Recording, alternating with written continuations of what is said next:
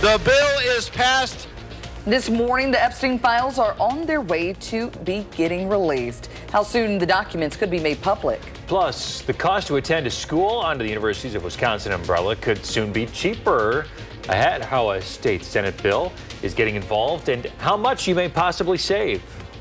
I'm left feeling like I have to fend for myself with my neighbors. And Beaver Dam residents voicing their concerns over an upcoming data center. Ahead, how the city is responding.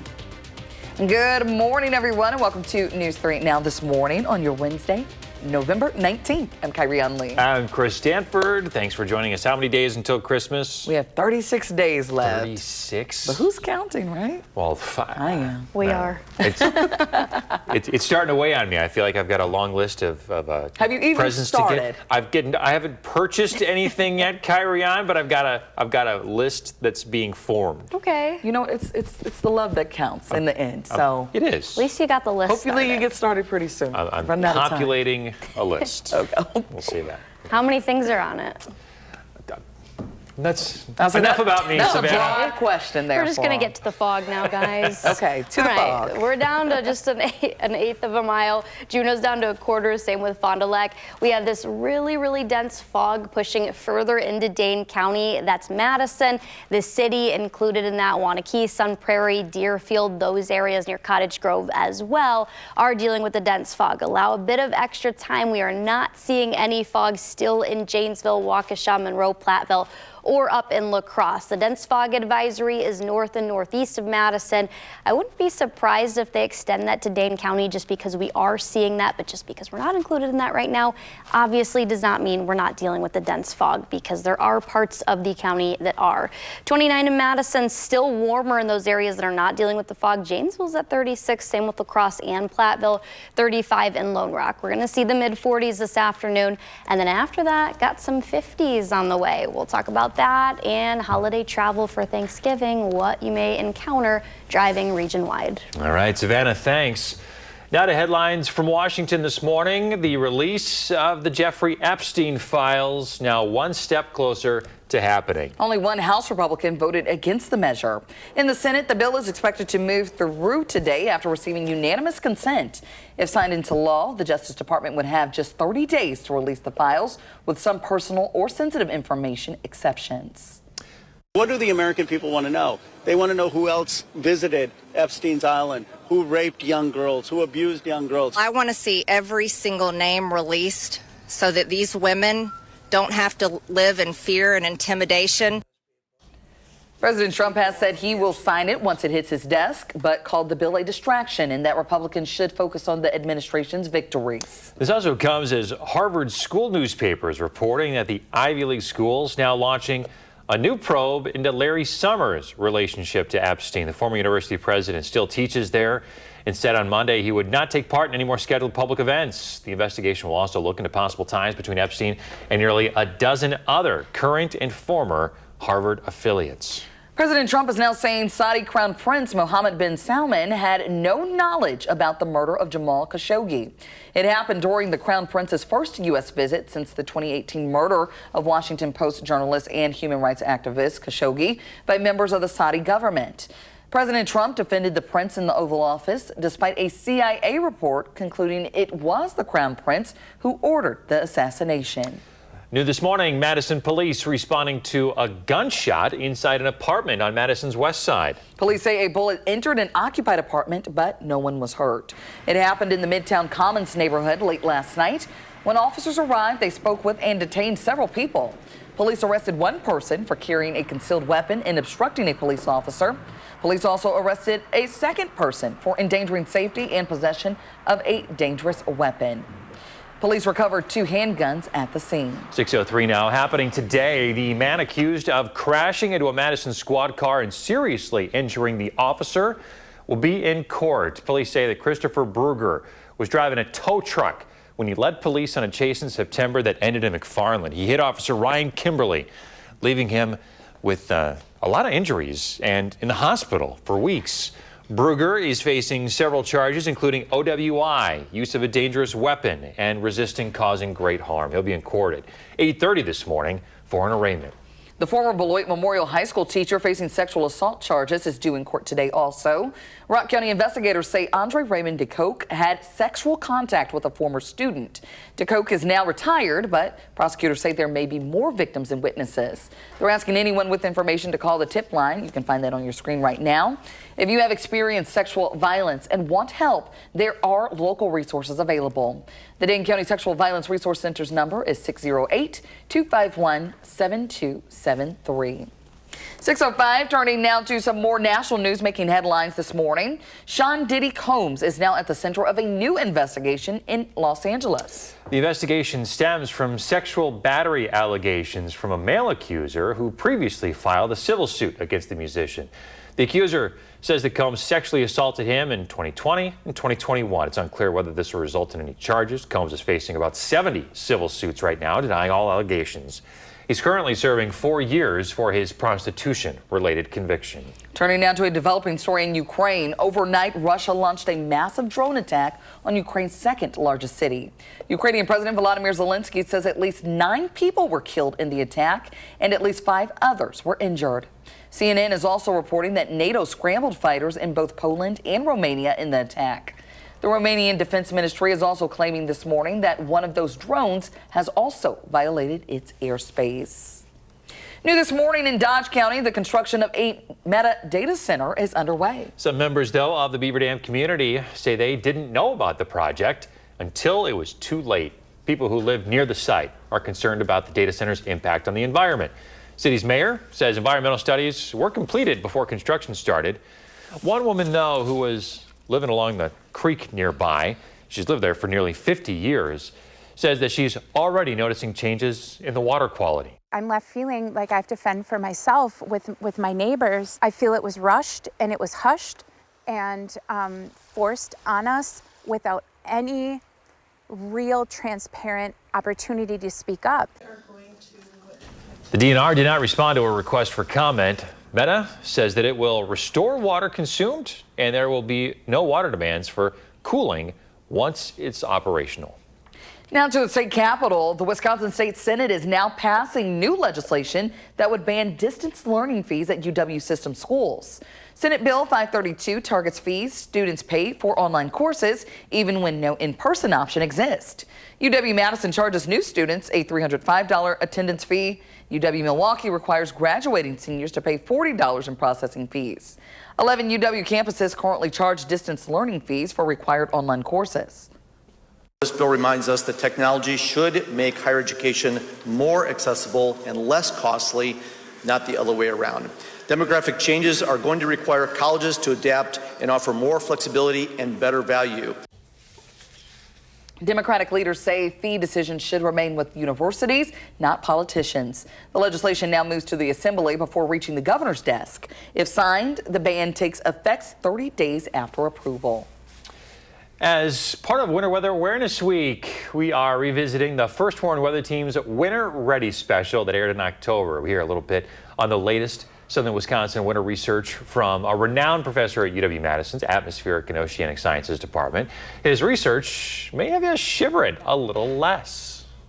And it's just enough change that in certain locations like us, fairly sensitive to those changes, we're seeing less snow and less frequent visitations by really bitterly cold air. And just listen to Chief Meteorologist Alex Harrington's grandmother, Eileen Harrington, and her take on southern Wisconsin blizzards. Hey there, folks. Just talking to the wisest of the wise about weather, and you have a lot to say about winter storms. People now at your age, Alex, have no idea what a blizzard really is.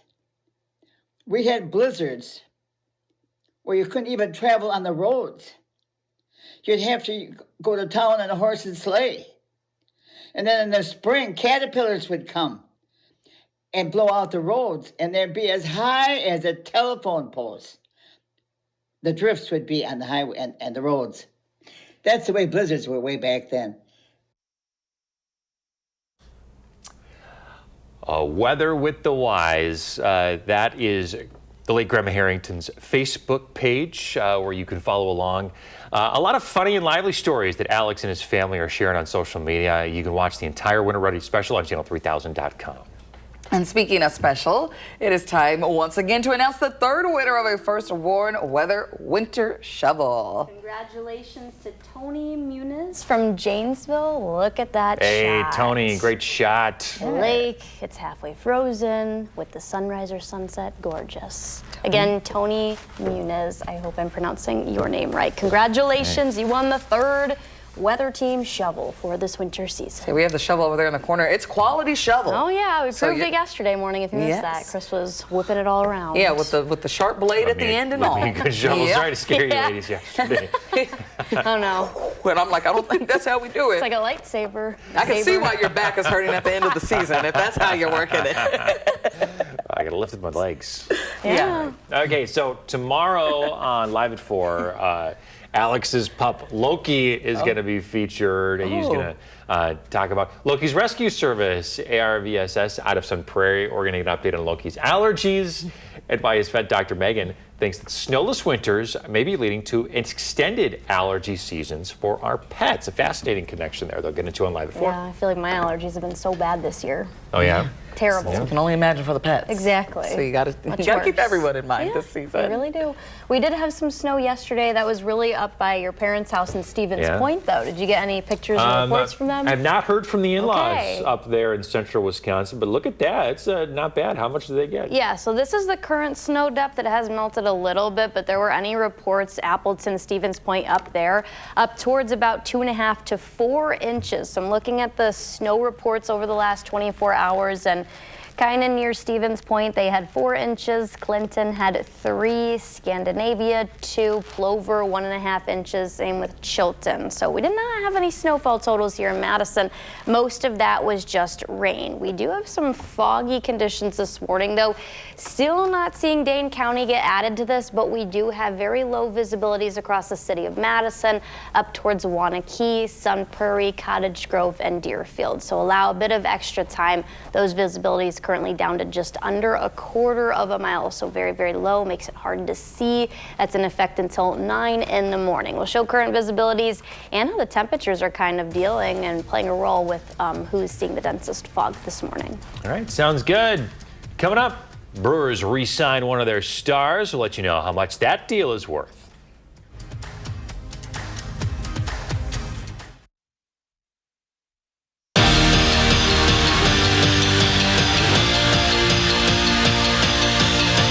When the big woo is healthy and true, he's tough to top. Since 2020, the best ERA in MLB belongs to Brandon Woodruff. The Brewers starting pitcher has certainly dealt with his fair share of injuries, but the crew still think that he can be elite. That's why yesterday they signed him to a 1-year deal worth more than $22 million. It's a franchise record for a Milwaukee pitcher. Calling Darlington football dominant wouldn't really do the Redbirds justice. Their average margin of victory in their undefeated season so far is nearly 3 touchdowns, a margin that has only grown in the postseason. But in tomorrow's state title game against Edgar, it isn't expected to be a blowout. Their head coach, Travis Winkers, isn't worried about how his guys will respond to their first adversity. That is, so long as their quarterback is Zeke Zuberbuehler. He is just a flat-out dude. He really is. He's the best quarterback I've had as a junior. He's probably the smartest sports kid I've had, which helps him on the defensive side of the ball as well. And he's a 4.0 kid. I can't say enough about him and Dante. They're probably two, I don't get in trouble too much, but they are my 2 favorite kids I've ever coached, and they're only juniors. They're just tremendous leaders as well. That's your morning sports fix. Have a wonderful Wednesday. All right, to the Packers now. The Pack getting back to practice just days before they set to compete in a few big games. We got some conference matchups coming up, 3 of them versus NFC North opponents, starting with the Vikings this Sunday. News 3 Now's senior Packers writer Joyson Wilde reports on how Coach Matt LaFleur plans to push through these critical matchups. Good morning, everybody from Lambeau Field. The Packers getting ready for the Minnesota Vikings on Sunday. They return to practice today, and they do so knowing that they've got 3 consecutive NFC North matchups on their schedule. Not that Matt LaFleur is looking at it through that prism. He says it's one game at a time, starting with the Vikings.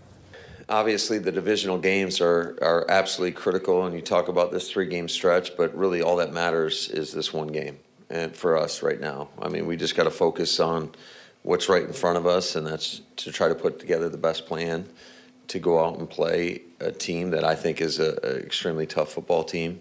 And they put it on us twice last year. So our guys will be motivated. They'll be ready to roll. And so it's the Vikings, the Lions, and the Bears. Oh my, the Packers actually with 5 division games out of their final 7. We'll see how they fare and what that means for them in their playoff picture moving forward. We'll have full coverage of everything Packers on our website, channel3000.com. And while you're there, make sure you sign up for our Packers newsletter, which delivers that coverage directly to your inbox every single day.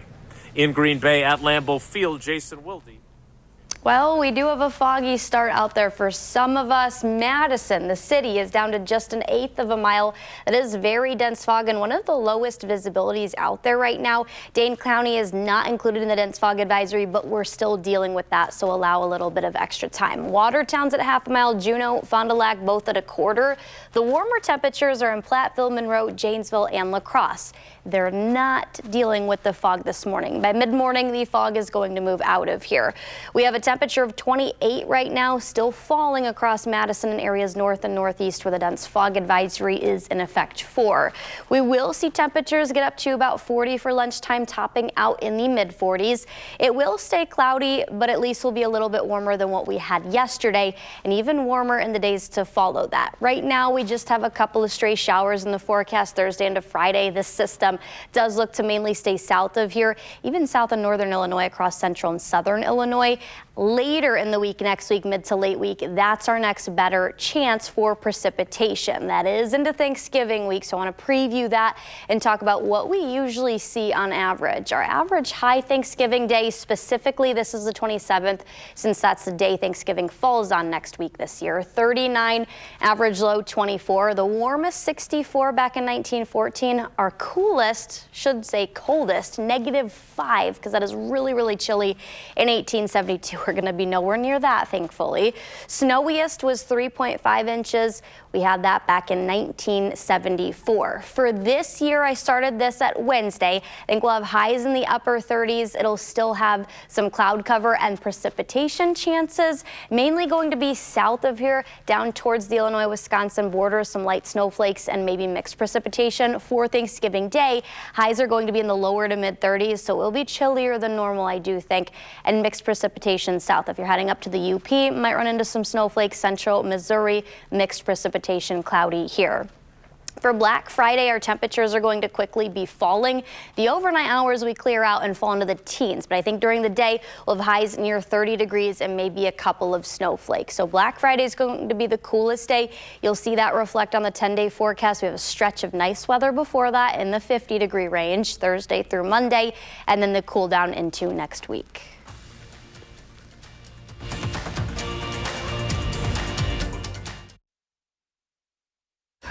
Welcome back. We're taking a look at what's trending this morning. So just ahead of Thanksgiving, if you need something special, Heinz is out with a new condiment inspired by the beloved the 90s sitcom Friends. No, okay, yeah, the 90s sitcom. There we go. The one with Ross's sandwich from season 5 featured an after Thanksgiving sandwich dubbed the Moist Maker. I can't say that. No. That would not sound right coming out of my mouth. Okay. Well, sorry. Next weather headline with snow, Moist Maker. I mean, hey, that could be a new term for you. I don't want to say that. It's made with leftovers, So it's limited gravy edition. it's gravy in a ketchup bottle. Yes, leftover Ew. gravy pays tribute to that sandwich. So there you go. They said it's made with real turkey broth if you're looking to try it out. Maybe not at 6:30 in the morning. Yeah, it could, you know. Well, come on. Maybe Gravy's good any time, right? it could go well on your sandwich. So there you go. Not sold individually. Yeah. It's available through online on Walmart to those who buy the Heinz Homestyle Turkey Gravy for $1.88. So that's how you get your hands on that. Okay. There you go. The more you know. Yes. Well. Something new for you. Yeah. All right, winter weather trivia question of the day. This is the second one. Alberta Clippers generally bring which part of Wisconsin the best chance of snow? Is it northern Wisconsin, central Wisconsin, southern Wisconsin, or did I throw a trick question? It's actually northern Illinois. Oh boy. Go ahead, Kyrie. No. You were all in do last hour. You knew about the panhandle or The panhandle hook. the panhandle hook and all Gives that. southern let's hear- Wisconsin the okay. best chance of snow, and So let's- Alberta Clipper gives northern Wisconsin the best chance I of was snow. gonna say. That's what I Okay, you said. said northern. A. I'm gonna say B. It's central Wisconsin. Let's go. Nice. Good work. I should know that. Lucky guess. All right, we'll talk more about the Alberta Clippers and panhandle hooks when we get back.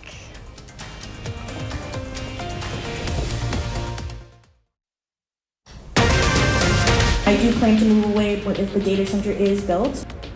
This morning, data center pushback. What we're learning about that proposal in DeForest. And all eyes are on the White House as the president weighs whether to sign off on releasing the Epstein files, why the process could take longer than expected. Plus, the state Senate passes a couple of big bills. One's going to impact how schools are funded. And Christmas wishes coming true. How you can help fulfill a child's holiday wish list.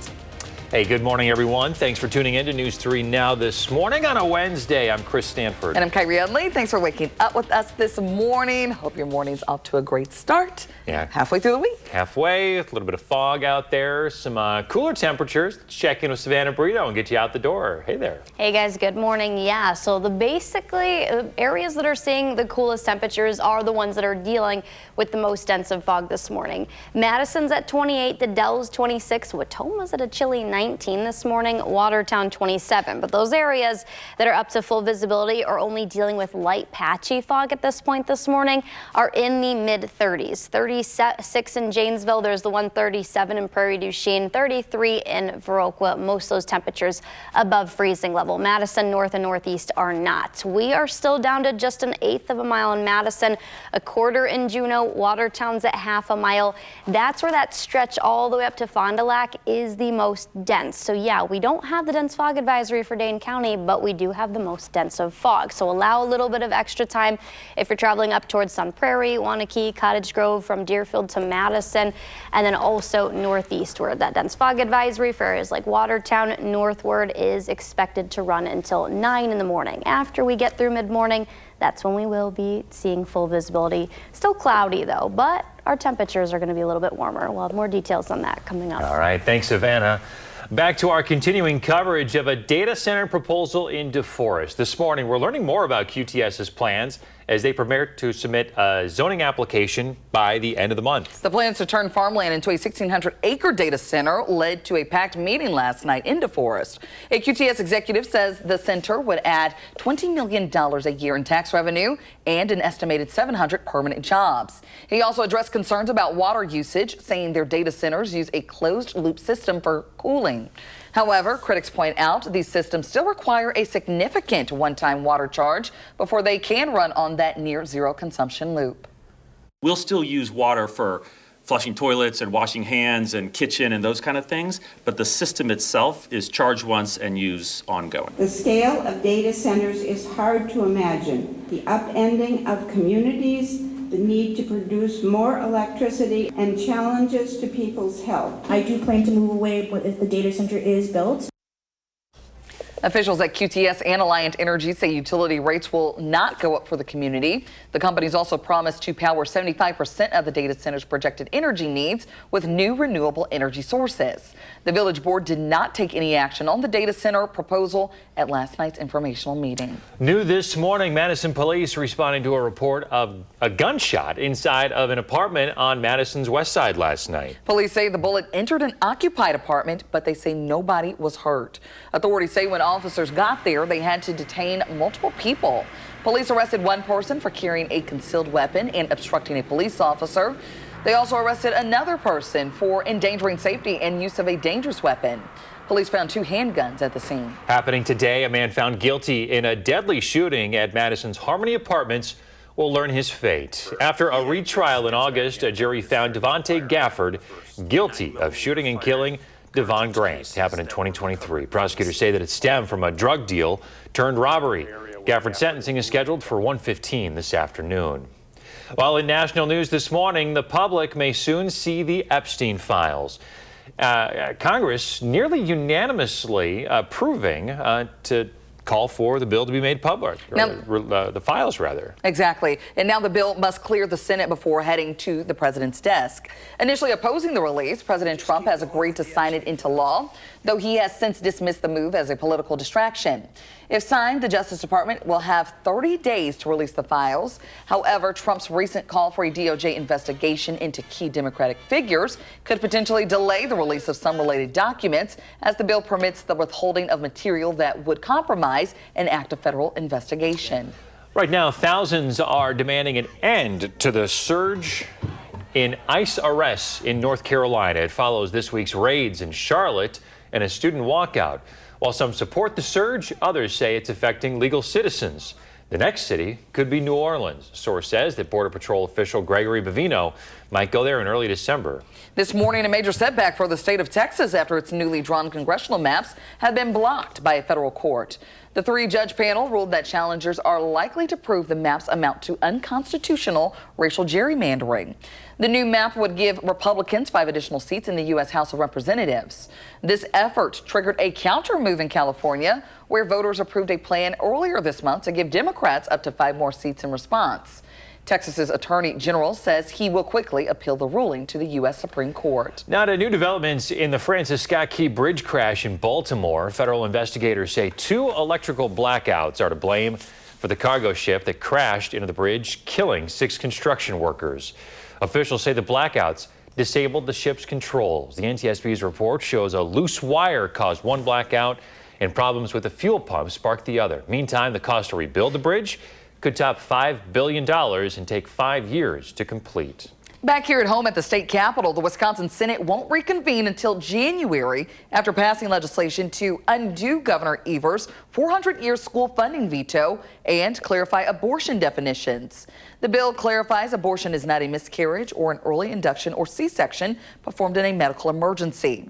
As for the 400-year veto, Democrats say it could lead to referendums and does not tackle key issues of affordability. But Republicans argue undoing it does just that. The bills on today's calendar show us and the people of Wisconsin that Republicans do not care about affordability, and they have no plan about affordability either. We're doing everything we can to try to keep things affordable, ending the 400-year veto so taxes don't go up in the next budget process. So we are very concerned. The legislation still needs to pass the Assembly before heading to the governor's desk. Today, the Assembly will vote on bipartisan legislation to allow tribal casinos to operate online sports betting. The Senate Majority Leader says he'll need to see what support is in the caucus before saying if it will pass. Well, heads up if you live in Madison, the fire department's going to be conducting some training today, and tomorrow they're going to be burning down on purpose a couple of donated homes on Milwaukee Street. They're being they're being burned down before they redevelop the property. The training sessions will involve live fire and will happen under the direct supervision of the department's fire training division. Roads will stay open in this area while they do this. There's no need to call 911. Now to some Badger sports. The women's basketball and volleyball teams are both in action tonight. The Badger women's basketball team hits the road to take on UIC in Chicago. Tip-off is at 7. And back here at the Fieldhouse, Wisconsin volleyball hosts Purdue. First serve is set for 7:30. And if you're heading to that game tonight, the theme is a whiteout. There you go. All right, it's that time of year, folks. The U.S. Postal Service is bringing back their annual letter adoption. Operation Santa gives children and families the opportunity to write letters to Santa, and then people can adopt a letter from a child to make sure that their holiday wishes are fulfilled. This year, you can choose to adopt a family as a team to ensure that the requests from everyone in the household are met. You can visit USPSOperationSanta.com to learn more. Let's check in now with Savannah. Looking at that football forecast already ahead of the game, just a few days away. Yeah, they announced it 6:30 p.m. kickoff on Saturday, and I think our weather conditions are going to be pretty good. A little cool, but at least dry with partly cloudy skies. At kickoff versus the Illini, 43, 41 at halftime, and then 38 as you're heading home. Maybe grab a sweatshirt or light jacket. You will need that this morning. Our temperatures are in the 20s. Madison northward, that's where we have some dense fog early this morning.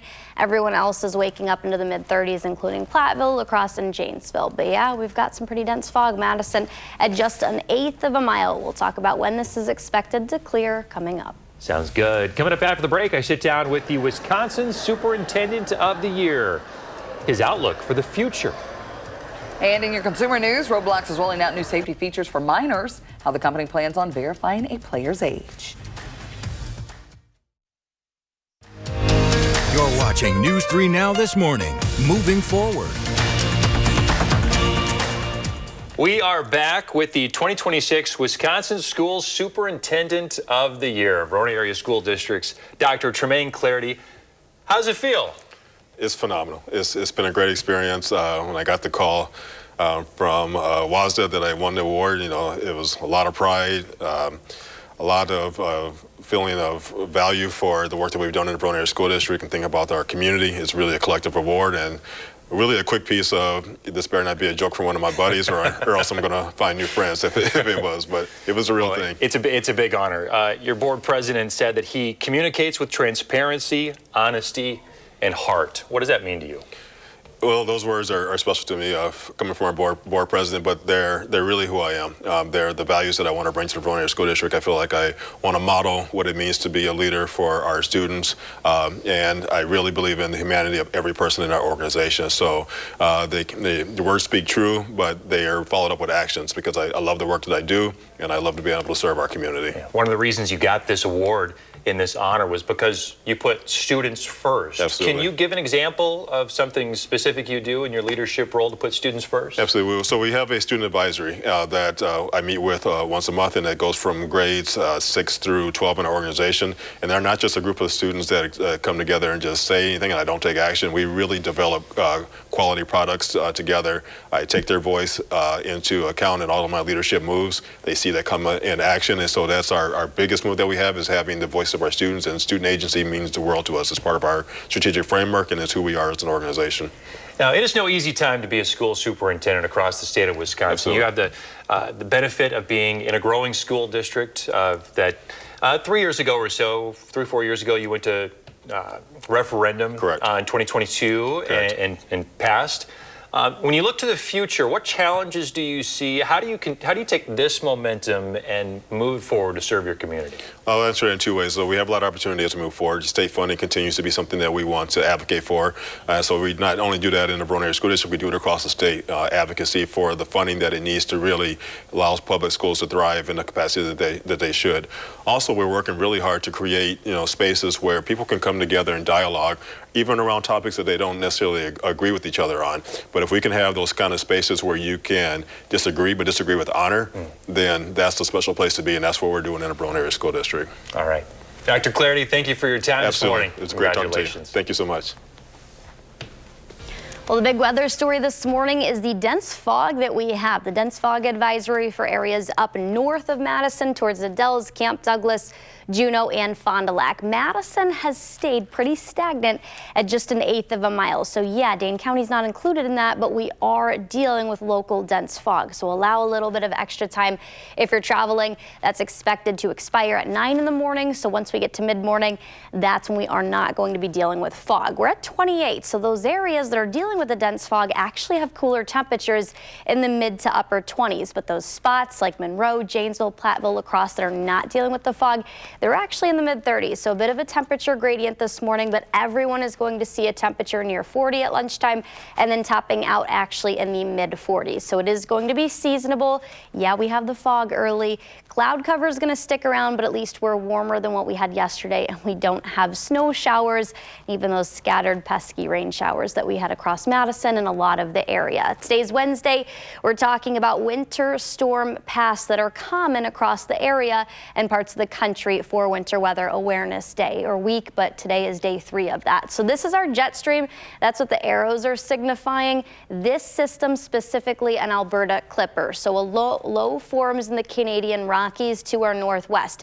That rides kind of along the jet stream and encounters the cold air in the Canadian plains that'll wrap in, get caught in the jet stream, and that snow is kind of just around the low pressure north of the jet stream. Eventually that tracks in for southern Wisconsin. These move very, very quickly. Usually we see about 1 to 3 inches of snow from that system that moves then to our northeast. The best snow from that is usually across central Wisconsin, but some of southern Wisconsin gets into that snow pattern as well. This is a panhandle hook, so you can see that jet stream pattern again. Those are the blue arrows that signifies you get a low that forms east of the Rockies close to the panhandle. The colder air kind of gets shoved just on the west side of that cold front, some storms and rain along that cold front. But for us, northwest of that low pressure system, that's where the better snow chances are. So we can get into some pretty snowy patterns with these panhandle hooks and high winds on that northwest side of the low too. That typically lasts about 18 to 36 hours, then moves over the Great Lakes, parts of Ohio, and then getting into the northeast parts of the country. We're not looking at a snowy pattern until at least mid to late week next week. There are a couple of chances for rain and snow showers in the forecast.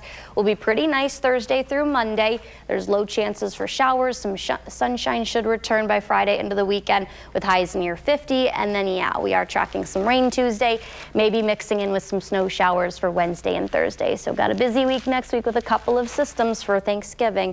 Just giving you the first look at that. Temperatures definitely cooler for Thanksgiving into Black Friday as well. So enjoy those 50s while you can. Exactly. That's for certain. Get outside. Savannah, thank you. In your consumer news, as a part of Fraud Awareness Week, Attorney General Josh Kaul is addressing how to avoid, recognize, and counter potential scams.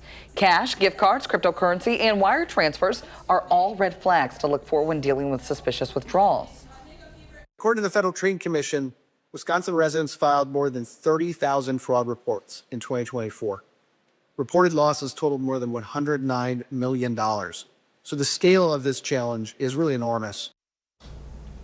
The state DOJ created a Stop Financial Scam flyer. This can be used to help those who feel uncomfortable or uneasy with online and over-the-phone money transfers. That flyer can be found online at DOJ website. Roblox says that it's beefing up protections for minors. The popular online gaming platform that hosts millions of user-generated games has faced criticism over child safety recently. So Roblox announcing that it's going to soon require players to use AI-powered facial age estimation technology to help verify their age. The company's CEO described it as what we believe will become the gold standard for safety and civility on the internet. AI technology is also being put to use in the dating world. A new app called Alo is using artificial intelligence to help people find a real connection. Alo's founder and matchmaker says the app uses AI to help build an intentional profile. It uses an initial assessment that's crafted with 2 decades of relationship expertise. It's a combination the founder says is missing from other apps. Been really formulated around, attractiveness and likes and gamified algorithms, but you can't do that with the matters of the heart. Alo incorporates AI in a way that it helps you feel seen and introduces you to you first, because it merges with our authentic intelligence to create a profile for you. AI is making its way into many dating apps one way or another. For example, Tinder uses AI-powered matching to find connections, and Bumble uses it to suggest photos that could work well on your profile. Okay. Different ways AI is integrated into day-to-day life. Tell me about it. Well, coming up in the morning sprint, the state Senate looking to crack down on hidden fees at universities where students have seen them pop up. You have a little kiddo turning 3 soon? Send us a picture. We'll show it on TV.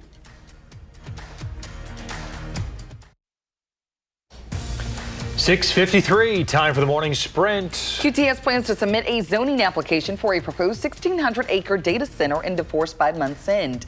At a packed meeting, QTS's CEO promised $20 million in annual tax revenue and addressed environmental concerns, stating their centers use a closed-loop water system.